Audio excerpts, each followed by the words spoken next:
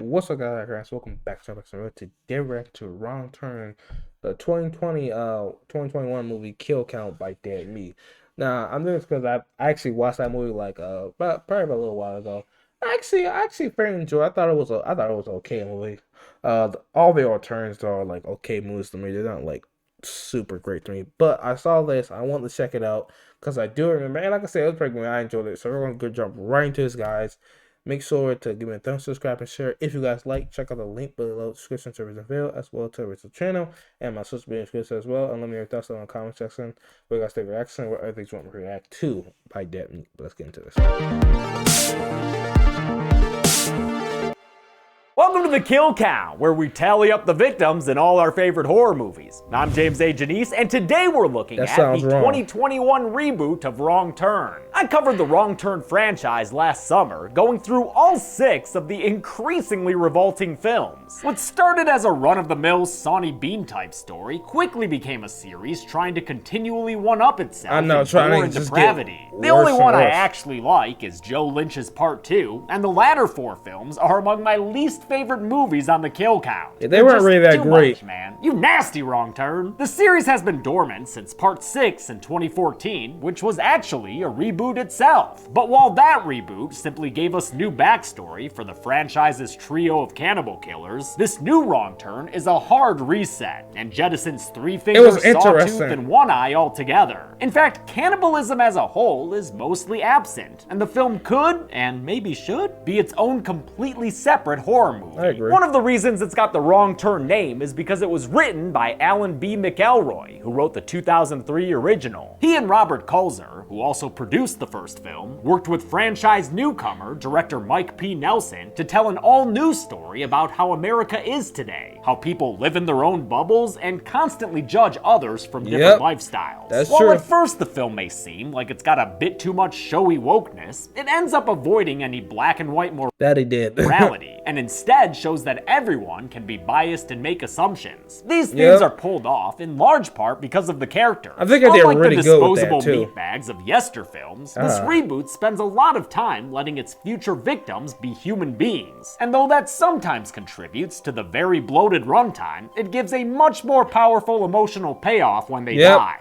So many times we see horror movies where people get picked off and they get killed, and our characters move on to the next stage in the movie, and those characters are forgotten. In technical terms, this Wrong Turn is easily the... That's actually really true, though. I do agree. Like, in the movie, like, it did, because we did, like, know the characters more, if you guys saw it, it did kind of make me care when one of them died or something happened to one. I did care a little bit more, probably. Most cinematic, with a few sequences that are excellent and an overall look that fully separates it from the sequels made with cheap video on even cheaper sets. I wouldn't call it a great movie. No. The aforementioned runtime it was okay. Fucking slog. There are a handful of annoying horror tropes, and the editing is sometimes questionable, especially when you get to the overstretched ending that'll leave you begging for the credits to roll. But compared to parts 3 through 6, this I actually like the ending. Improvement. Just like those other Wrong Turn movies, this one's got a bunch of good kills. Cue the sponsor talk. When I went on a 2-week solo hiking trip 10 years ago, I had to listen to my music through crappy cheap ear.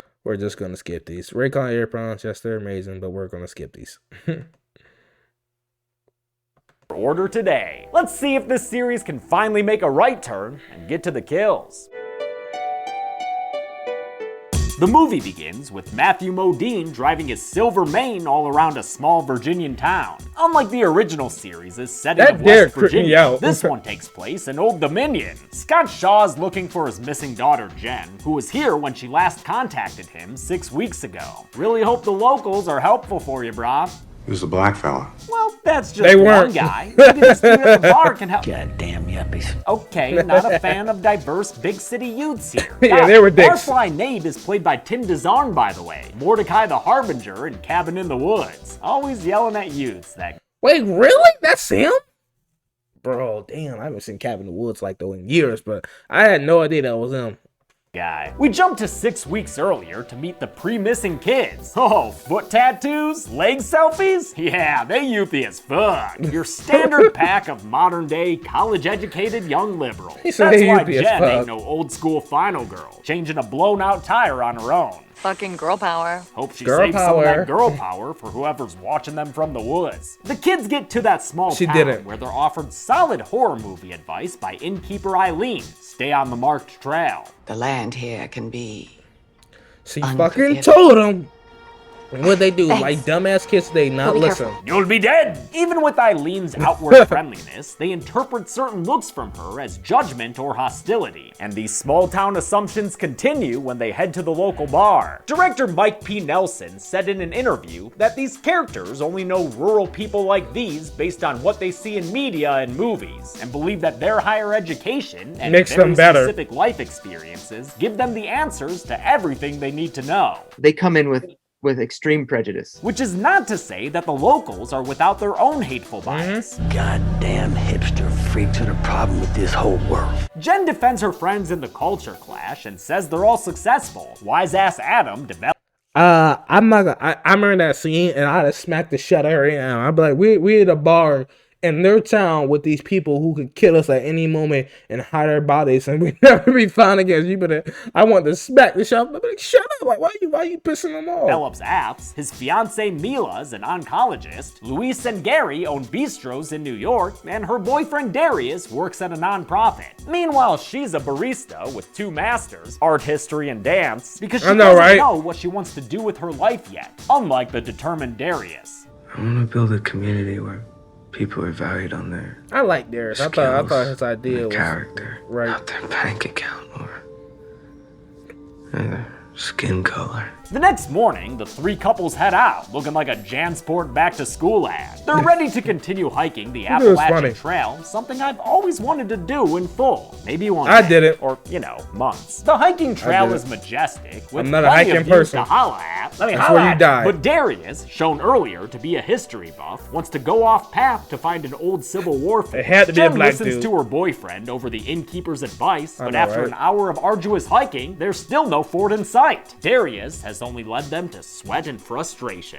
Wrong Turn 2021 was filmed in late 2019 in the foothills of the Appalachians in southeastern Ohio. Not exactly Virginia, but still closer than the other Wrong Turns, all filmed in either Canada or Bulgaria. I love the beautiful nature shots captured by cinematographer Nick Junkerstead, Yeah, it was pretty. who, along with the rest of the cast and crew, had to actually hike out to and camp in filming locations deep inside the woods. I want to give a comment though, cause I always think that's dope. I love it when I see like crews go the extra minute cause for them to go out there and hike in that place, like it's probably hot, you're probably sweaty and tired. I mean, it just shows the work ethic that the group has. And this is a lesson for everybody out there. If somebody tells you to stay on the path, you stay on the goddamn path. I don't give a damn what you think is out there. It could be a mountain of gold sitting in the tree. I'm not moving. She says stay on the path. I'm staying on the path. Like, I'm not moving. Woods. First day, going into the woods to film. Darius possibly perceives a person prior to a perilous problem presented presently. It's a big log. The tree trunk hurtles downward in one of the movie's best scenes, between its chaotic cinematography and striking sound design. That was and awesome. At least some of these stunts were done by the actors themselves. Oh, cool. There were days when I would be done with like falling stunts, and then I would fall additionally 12, 13 This looks times a lot just on prettier my right own. here. It's a great way to get things good and exciting as a prelude to our first kill. Oh, Gary is crushed That and was pissed savage. and is mourned by his boyfriend Luis, who maybe shouldn't be staring at that mangled fucking yeah, body that was there. great. Damn, The is it artwork nasty. was I great. love the Yeah, severity of the practical Yep. gore and the shocking effect it has on everyone else. cause it was so realistic. Like his teeth and his tongue, like everything was just crushed. It was so realistic. Like that's how you would actually look. Director Nelson spent a lot of time on set talking to the actors about these emotional beats. We talked about it for almost an hour. Our AD, Doug, was freaking out, which I get. Like, only had 26 days to shoot. Definitely worth the time. The realness of the characters is one of the movie's best assets. That is the true. responses range from guilt to rage to states of catatonia, and it doesn't help that they've got nosy little woods people spying on them. Let us cry privately, guy! Darius is patched up by the gifted Mila, but they're stuck so deep in these woods that they have to spend a wet night sleeping in them. But hey, rain sounds on a tent? That's a real nice sleep soundtrack. Might counteract the Nosferatu's outside. Ha, sorry. sorry, I'm just kidding. Or am I? The next morning, they wake up to find Mila and their cell phones missing. They've also apparently camped next to a plaque commemorating the Foundation, an antebellum society, which is also this movie's subtitle internationally. Just look at that, I'd have left. I'd have left Mila, I'm be real. I'd have left. I would not follow her. In town the previous morning before they left for the trail. I would not follow her. Since Adam is the kind of guy to traumatize first and ask questions later, he angrily chases Ruthie through the woods until his foot gets caught in a trap and yanks him into a hunting pit, or whatever the technical name for it is. I'm sure you'll let me know. In the meantime, I'll call it a ground mount. With people possibly rolling logs at and or hunting That's what you get for chasing little girls, man. Keeps moving until they find a cabin with hordes of objects like sun. Adam pissed me off so many times throughout this movie. I was not sad at all when he got his, because it was just stupidness. I was like, you don't go chasing little girls in random woods, because first of all, it makes you look terrifying. It makes you look like really, really bad. And second, like, she probably knows these woods better than you know the back of your hand. So you don't do that. And just the fact of them like just being down, like they should have all just got and just left. Like Molly, like what's her name? Like the one who got went to the bathroom, she'd have been left. I'm not gonna lie, I left her right there. Like don't get up and leave. Like if you're gonna pee outside in front of the tent. Sorry, I'm kind of spoiling it, but like, ugh. Sunglasses. One of this reboot's only nods to the original film. They see Adam being carried by two men wearing deer and elk skulls, and they do the dumbest thing possible when they approach with tools as weapons. Things look pretty damning here, and a language barrier prevents any further understanding. Speak English. Wait, did he just tell him to eat shit? Eat shit. I think he told you to eat shit, dude. We never get an They could speak English though. That's the weird part. Branch to Elk Skull's head and knocks him to the ground in slow motion. He then proceeds to murder the hell out of Elk Skull. Yeah, he bashed that dude's head. Find out later his name's Samuel. Might have to call him Smashy Sam now though, because his head is smashed up. Yeah, he was done. The other guy just disappears. A horror trope I hate that this movie already did earlier when they found a guy near their car at night. There were 6 pairs of eyes there, man. How'd that guy up and vanish? That's Adam also claims annoying. His act of skull bashing was one of self-defense. How wrong you were. How wrong you were. Adam.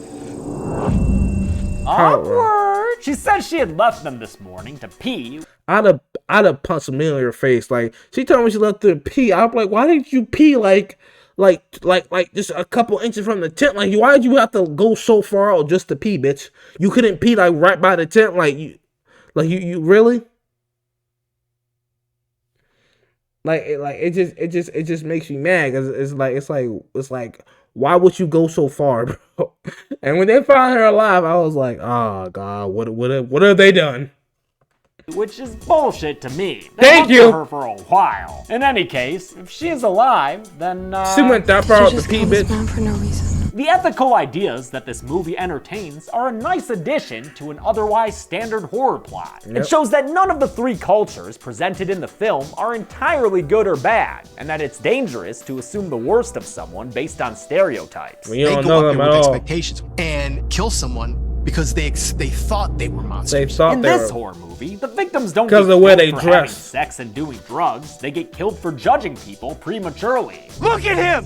He's a fucking animal! The specific lines conveying these ideas aren't always subtle. I was so happy when about Animal what you want died. for your own blessed all-American white girl life, and yet you know exactly what's right for everybody else. But, I don't know, at least it's better than a lady raping a brain-damaged dude, right? Another trap sticks a hole in Darius' shoulder, and another patch job from Mila makes everything okay. Glad she can handle these medical roles, but y'all need a ranger to spot these peeping trees. Don't keep an eye out for That those shit eyes. was You're creepy. likely to lose your Louise. Camouflaged hunters climb out of the ground, and during their hectic escape, Mila falls into a pit and is impaled upon a bunch of stakes. Her fiance Adam, who had promised earlier never to leave her side, 'Cause he was a reneges bitch. on his word. Because and he was a rightfully bitch. assesses her situation as, Yeah, she was dead, though. pretty fucked. She was It's a dead. dark moment, man. Don't leave me!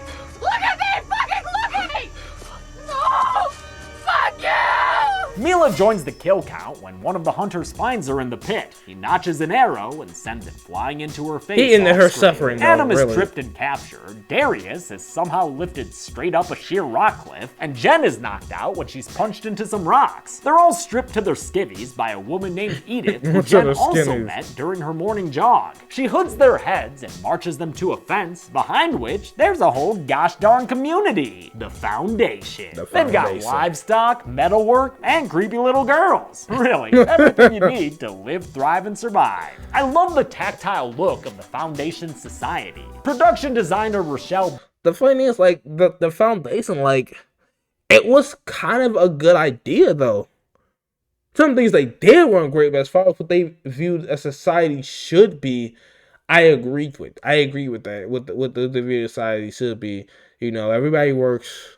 Nobody hates each other. Nobody's mad. Nobody's jealous. We all work together. Well, I like that. It's just the other things that they did, which I didn't like. I thought it was like, okay, now y'all gone too far. Berliner did a great job emulating a Civil War era aesthetic. The friends are de-hooded inside a torch-lit building as the soundtrack plays around with discordant strings and percussion. This was They creepy. find themselves in court with the judge a ramskull-wearing dude, one who seems remarkably well-groomed for living in the middle of the woods. I know, right? His beard was Barbershop nice. aficionado is Venable, father of Edith, and he informs the outsiders that they're on trial. They're murdered! The murder of Samuel, specifically, who was the brother of Morgan here. Morgan's actor, Damien Maffei, played the man in the mask in The Strangers Prey at Night, so welcome back to the kill count, brah. Morgan says he and Samuel had found Adam unconscious, and were simply carrying him to safety like some prejudging people system. But then Adam killed Samuel. That's because he was a monster, not knowing what was going on. Venable asks Jen if the accusation is true, and her lie of an. Also, I want to say something because like it was kind of weird though, because like when that happened, I was just like, man, why did y'all just wait? Why did just talk to him? Like, why didn't y'all just see what they were going? Like, I would have let them take and followed him instead of just straight up going to attack them. Because, like, they did murder that guy. Because at the end of the day, like, it happens all the time. You think because of the way somebody looks and how they act and what they're doing, you think that they're dangerous, not knowing that these people, they might just be doing something, they might be trying to help you. But because you prejudge and you already make up this image in your head about this horrible, terrible human being when I be messing him, when I be knowing him or talking to him, you act on that. Answer is quickly dispelled by some sponsor-worthy gore. It's further decimated by the trial's star witness, Ruthie, who points Adam out as the murderer. Yeah, the others are like forced Robert. to witness Adam's punishment of execution. Around was here, savage. they do the whole eye for an eye thing, so Adam's condemned to a brain bashing with the branch he used on Samuel. But first, Venable's got a monologue in a meandering accent about how the Foundation was founded by diverse families avoiding the Civil War, and now it's a mountain utopia. Everyone works. Everyone. It was a great society, actually. Our food is fresh and plentiful. We have no cancer, no poverty, no war. Whoa, dude, your place is like that Lenin song. You should call it Leningrad. Instead of giving peace a chance, though, Venable extracts some instant karma and smashes Adam's head apart in a loud and messy way. Holy shit, there is a crater where that dude's face The used to gore be. in this movie was amazing. And once again, very impactful on the witnesses. For lying in court, the others are sentenced to a life of. I also want to say, if you're being held down and they're telling you to snitch because your friend killed somebody who he shouldn't have killed because he's a dick and he knew what he was doing, please tell that person so this doesn't happen to you. That scene made me so mad in the movie. I can understand it's your friend, but I was like, look, he did something wrong. He killed that dude without knowing what was going on. Don't lie for him. I would be like, no, he did it. He did. You guys can call me a snitch if you want, but this is such a different situation. It's like It's like how could I not be mad at that? How can I not be mad? Because it's his fault that we're here because he decided to jump in and hit the person when they already had dropped them and he could have just left with his friends. Instead, his over-generated ass decides to attack the dude. Not only attacks him, he bashes his skull in. Like, stupidity to me.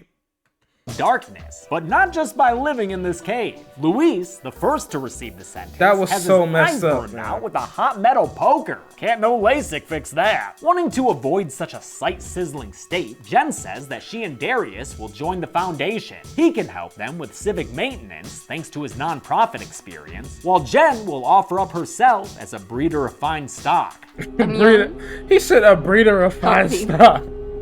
I'll have strong, healthy children. The bargain is accepted, and Venable takes Jen as a wife. He's been a widower this past year and is ready to put himself back out there, you know? Really give another honest go at making a coerced marriage work. Jen consigns herself to this fate in order to stay alive, and credit to Charlotte Vega for this She and most played a every great other job. scene she's in. She Her played a great performance job. does a lot towards making this movie work. Jen's new life as a woods wife is Like, Jen really evolved throughout the entire movie, from just like this clueless white girl who didn't know, what she wanted in life, to being like this hardened warrior who would do anything to survive. Like it to me was amazing. Like, Jen was the hardest character there.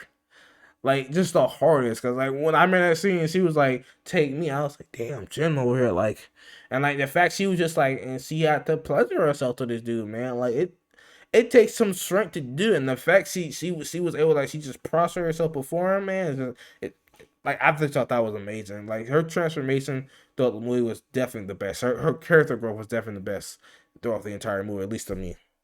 Is why she hasn't called home in weeks. And all the comforts of the upper class just can't replace a missing daughter. Yep. Sorry, second wife. We're brought back to the beginning of the film now. Yeah, he didn't want to go. She didn't want him to go fight her. Jen. The innkeeper Eileen comes in and steals his booze as she tells him about the woods people who probably took his daughter. The foundation. Hope you didn't fill up on the appetizer, Scott, because we just ordered you a big helping of hot exposition. Sorry, guys. Sorry about that, guys, but yeah, I remember not seeing the second wife was like, "Oh, she's probably okay. They're kids. They're just having fun. Just be with me and your stepkids." I was like, "Bitch, this is actual door. Like, what are you, like? I mean, or his kid. Like, what are you doing? Like, move. Like, let him go find his daughter. Like, no, I'm not gonna sit there and not find my daughter." Jen. The innkeeper Eileen comes in and steals his booze as she tells him about the woods people who probably took his daughter.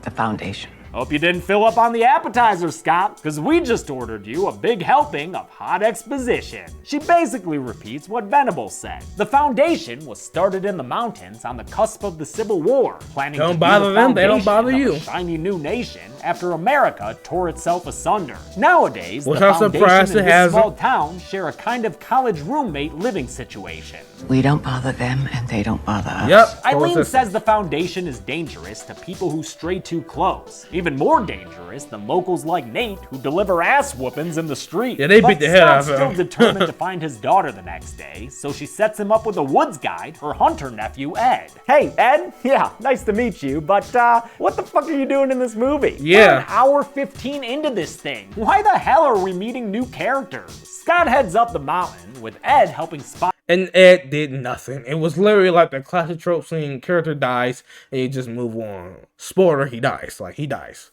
Him and his son, they die, because like that's the whole point. They came in late. They were meant to reach just to do nothing. Like, it was kind of pointless. And my whole thought was, I said, he was talking. Oh, I hate these foundation fuckers. I was like, and you died easily, bro. Like, stop. So I was talking shit. I wouldn't have done nothing. I was like, nope. They don't bother me. I don't bother them. So you want to go in the woods to get your door, you go in the woods and get your door. But don't bring me into it. I ain't got time for that shit. The traps among the trees. But while Scott's taking a breather, Ed's son Cooper falls into a pit. As they try to get him out, an unseen tripwire sends a spiky stump down and crushes the father and son. I love Scott's slow realization that there's nobody making noise behind him, and his incredulity at the sight of somebody dead. What? A far cry from breakfast on your kitchen island, dude. He gathers what he can from his fallen guides and continues on foot by himself. Left and went back and got an army until he reaches the Foundation, at which point some Scully folk arrive to give him a welcome beating. Inside the Foundation's gates, Scott discovers one of his assailants is Darius. And where could your daughter be, you rootin' tootin' cowboy? Well, don't look now, but she's the one shooting an arrow into your arm. Daddy's little girl has grown into a regular Katniss. Venable shows up and passes judgment on Scott sans trial. For trespassing, he'll be blinded, a sentence of darkness at dawn. Jen tells her new hubby she approves of the sentencing, even throws in a little bit of believe me sex. I really thought like she was with it too. I really thought she was gonna learn that. I was like, damn, Jen, like, I was like, Jen really became a savage. Like, you're just gonna, I really thought she was just gonna let her father die. I was like, oh my God, like, Jen, damn, like, you're not even gonna try to save him? like, that scene, and when I saw the scene, I saw like she shot the arrow. I was like, ah, damn, to be killed by your own daughter. I got mad. I'm like, why even waste my time? I could just stay home with my wife, with my second wife. Like, why come out there? And also, I hate the fact that he came out there with just him. Like, you didn't have some friends. You couldn't contact the army or something. Like, I don't know. Like, do something. Like, I would not have went with just me and two idiots, because those two idiots died real fucking quick. So it's like, you should have brought. I'd have brought somebody. I'd have brought like a bunch of people. Like I just couldn't have gone by myself because that's foolishness. But that night goes to free her father, as to spare him an eyeless fate. During the escape, Darius catches him, that's a messed up thing they did. Tattle, he declines to come along. These people see me. Yeah, man, they see you. Until, you know, their eyes get burned out. Jen runs into Ruthie, who shows her a way out, but while she's trying to convince the girl to leave with her, that Morgan dude shows up. Whatever, though. Jen shoots and kills him pretty quickly. As for the blind, sex prisoner there, I think she ends up eating his body later. Jen and Scott leave through the cave, seeing just how many people the Foundation has condemned to this miserable state. See, that's what I didn't agree with. I was like, okay, you guys want to build this perfect society, blah, blah, blah, blah, whatever. I was like, and that's awesome. That's great. That's just working for you. But you're over here blinding people and throwing them in the caves like that. They ain't using them as sex slaves. Like, that's what I'm saying. Like, nothing's perfect. Nothing's perfect. Because society seems perfect. You know, nobody steals. There's no wars. There's no disease. They're all working together. Everybody provides. But then you're burning people in the eyes, throw them in a cave, and then rip them. Like it was just some of the most messed up shit, and it really showed the flaws in the Foundation themselves. That they're not this perfect, this utopia society that they think they are. I will say that because of this, I don't think Samuel and Morgan were really trying to help out Adam. That might have been true. Scott for trespassing, dude. I call bullshit. On their way out, Jen passes an eyeless Luis, and without too much of a second thought, kills the dude in an apparent act of mercy. I think he was eating his own didn't even want to see if he'd want to come with. Jen and Scott make it outside and face a few attacks. I think he was eating his own, like, that's the whole point. Those people became so, like, just like animals, cannibalistic. Like there was no point. Like, there's no way, like, she would get them out of there. I think, like, try to get them, get like, there's no way. Like, she gave him a mercy by killing him. Like, like, what he was just terrible. Honestly, I went back, killed everybody in the Foundation, and then burned everybody in that place alive just to end their suffering. Because, oh my God, that's just a terrible fate. In one of them, Jen is tackled by Hobbs, a Foundation dude who acts as the Society's eyes in town. He was the one watching them from the trees in the beginning, and standing by their car before magically disappearing. Jen doesn't put up with the guy's slimy threats, and instead uses a knife to make mincemeat of his midsection. She tore him up. It may not be the most visually graphic kill, but it's squishy and excessive, so it's got that going for it. Like, while Jen his daughter's prepping Shepard's savage. pie, Scott also scores a kill when he shoots an attacking Edith in the head. Just blows that thing clear off. Hot damn! I kind of felt bad how Edith died because her death was just, it was just like, damn. I was like, well, it's either you or me, bitch. I was like, what can you do? Together, the two of them are attacked by another Foundation member, one wearing, I believe, a boar skull. Not sure. By now, Jen has somehow become a fucking ace archer. I know, right? I know, Put right? the guy down with some fucking Laura Craft over here. Scott grabs himself a full metal axe and follows his daughter down the mountain, where they all of a sudden run into some townies. Nate and a posse, ready to be good guys now. He lost a nephew to the Foundation a while back. You know how it goes. Their plan is not without hiccups, and one of Nate's crew is killed with a knife to the face. But their attacker is put down by Scott using that new axe. Cause what's the point of looting bodies if those you never remember to guys use were the really items? dangerous. Always keep track of your inventory, folks. With that, they're able to load up and leave, keeping Ramhead Venable afar by lighting him up with a firebomb. Throwables are invaluable when it comes to PvP. Scott and Jen Shaw are safe and sound. But what's that? There's still 12 minutes left in this movie? Then why we panning out over these trees, dog? Why we fade into black? It's X amount of time in the future, and Jen works for her dad at his architectural firm or whatever. They're very successful and couth. Not like those other Wrong Turn movies, the ones they reference in this line about family movie night. Boys pick something with inbred cannibals? Yep. Again? Yeah, Pops. Try watching 6 of them. Jen gets home and finds an unexpected I house couldn't do 6. Venable, with Ruthie in tow, posing as an old friend of Scott's here for dinner. He notes that Jen will be eating for 2, and after we learn that he left her pregnant, we also learn that he left her ruthless. No, not. Now, I don't understand. I was kind of surprised that she decided to keep the baby. But then I guess, like, you know, it's not the child's fault. I just thought, like, she, like, would have got rid of it or maybe gave it to a doctor. I was just surprised she camping was going to actually take care of it. Because, you know, saying this guy pretty much, like, you know, killed her friends, blinded one of them. So kind of had to force herself to have sex with him. And then he was going to blind her dad. So I don't know. I thought she was going to get rid of the baby, for me, honestly.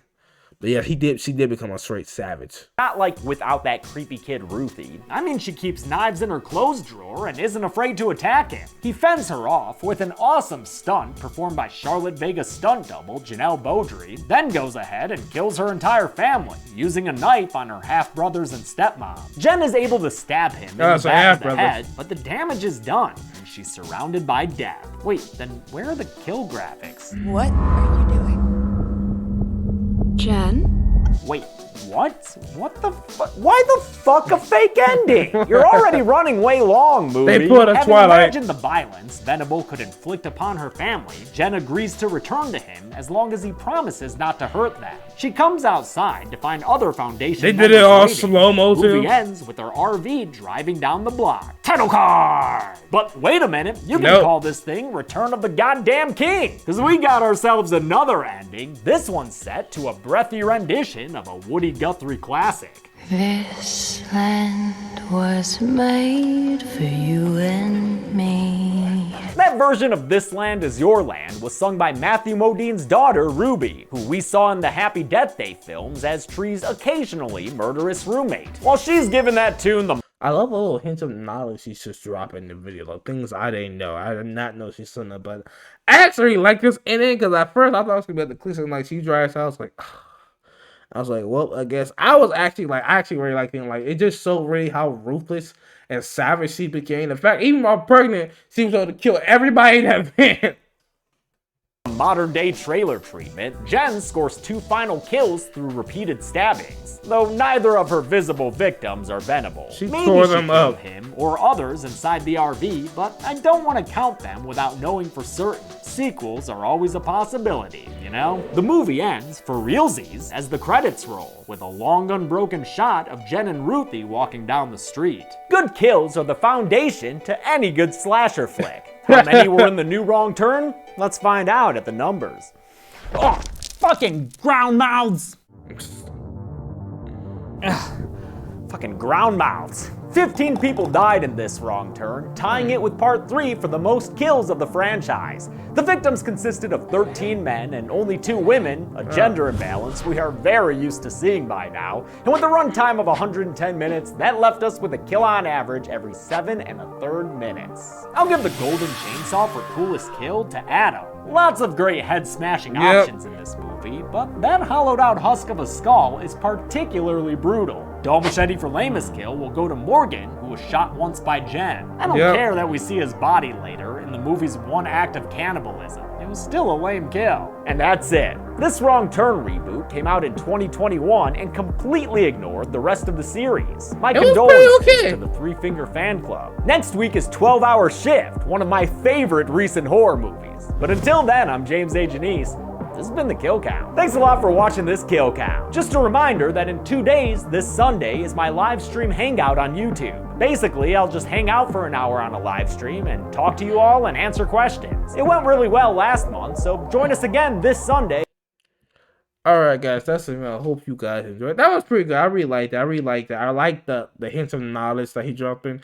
And he was pretty funny about it. But as far as Wrong Turn, like, for me, that was probably definitely my favorite. Like, the first one, like, just because it's the original, it was always have a place in my heart. I'm not a huge big fan of the Wrong Turns. I haven't seen all 6 because I couldn't handle all 6 movies. I could barely handle, like, watching the first 3. So I just couldn't do more after that. Besides this one, which I actually thought was pretty good. I really liked the whole, the philosophy they brought in, and just all the things they brought in to make this more than just your, generic horror movie. But anyway, guys, I hope you guys enjoyed. If you did, make sure to give it a thumbs up, subscribe, and share. Let me know your thoughts on the comment section. What you guys think about the movie? What were your thoughts? Is it like you, love you, hate it? How you think it compares to the other Wrong Turns? What other videos you want me to do by Death Meat or anybody else? Make sure to comment down below in the comment section. Make sure to check out the link notes servers available, as well as the rest of the channel and my social media. And again, make sure to like, subscribe, and share, guys. Help me grow on YouTube. But it's a correct amount. Peace.